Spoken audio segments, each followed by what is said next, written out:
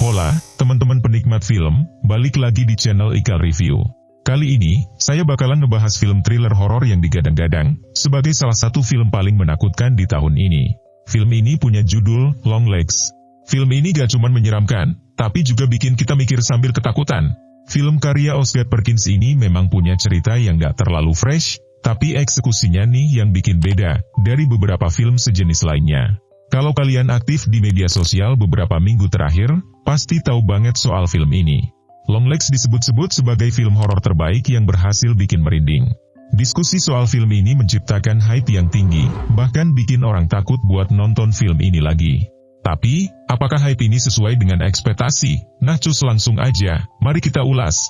Pertama, saya harus acungi jempol buat distributor film ini. Lupakan wawancara atau tur mewah. Longlegs berhasil membangun antisipasi lewat teaser misterius, klip-klip aneh, gambar-gambar, dan pesan-pesan tiki-taka yang bikin penonton penasaran. Pokoknya kreatif banget lah mereka. Nah, akhirnya saya nonton film ini, tentu ekspektasi saya udah tinggi banget. Film yang ditulis dan disutradarai sama Osgood Perkins ini benar-benar bikin saya merinding. Dari awal, film ini udah bikin saya merasa nggak nyaman. Prolognya aja udah creepy abis, dengan latar waktu dan tempat yang gak jelas. Buat kalian yang belum tahu, Osgood Perkins yaitu anak dari Anthony Perkins, pemeran Norman Bates di film Psycho karya Alfred Hitchcock. Kayaknya bakat buat bikin penonton ketakutan, emang turun-temurun di keluarga ini.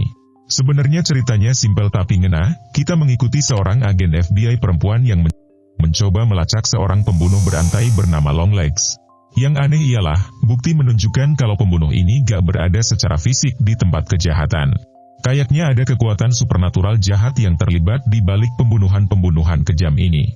Kalau kalian film ini dibagi jadi 3 babak, setiap babak membawa kita lebih dalam ke dalam teka-teki dan misteri kasus ini. Perkins dengan cermat menjaga jarak antara penonton dan Longlegs, bikin sosok karakter ini tetap terasa misterius. Longlegs sendiri digambarkan sebagai sosok yang sangat menyeramkan. Dan yang lebih seru lagi, perannya dimainkan sama Nicolas Cage. Saya udah pernah lihat aksi gilanya di film Mandy sama jadi Dracula di Renfield, jadi siap-siap aja sama penampilannya di sini. Dengan wajah tertutup makeup putih dan gaya rambut yang kusut, doi benar-benar berhasil menghidupkan karakter ini. Pasti keberhasilan ini bukan lain karena sang sutradara, doi berhasil menciptakan pengalaman yang benar-benar bikin keringat dingin di bioskop. Kadang, aspek rasio layar berubah buat bikin saya merasa terkurung, sementara penggunaan ruang terbuka bikin saya takut sama apa yang mungkin ada di sana.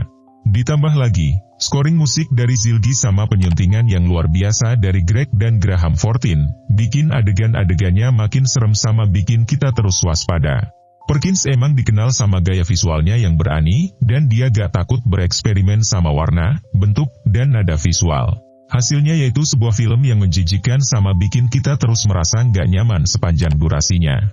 Di sisi lain, kita juga punya Maika Monroe sebagai agen FBI yang mencoba mengungkap kasus ini. Ada sesuatu yang nggak beres sama karakternya, setiap kali doi muncul di layar, atmosfer film ini jadi semakin mencekam. Film ini juga nggak lupa nambahin humor yang efektif, bikin kita sedikit lega di tengah-tengah suasana yang suram. Tapi, itu nggak mengurangi teror dari Longlegs. Terus dari segi akting para pemainnya juga keren banget. Maika Monroe sebagai agen FBI yang intuitif benar-benar menawan.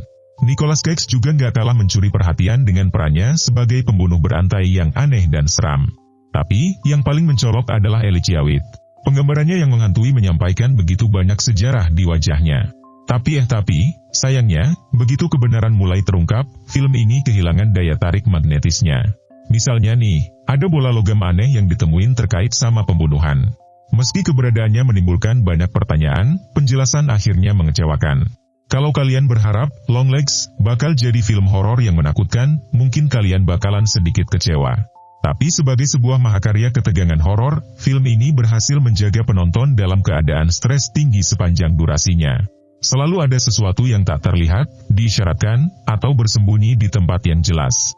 Ya emang plot twistnya mungkin mudah ditebak, dibandingkan dengan build-up yang dibangun sebelumnya yang membuat film ini begitu menarik. Jadi saya merekomendasikannya buat kalian. Oke, teman-teman, itu dia ulasan singkat tentang film Longlegs.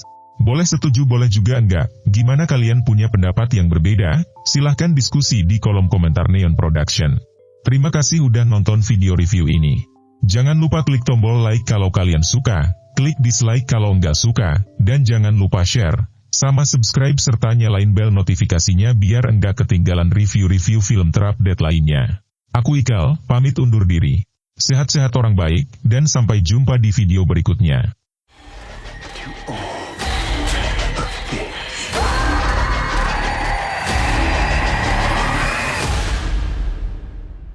I'll be waiting.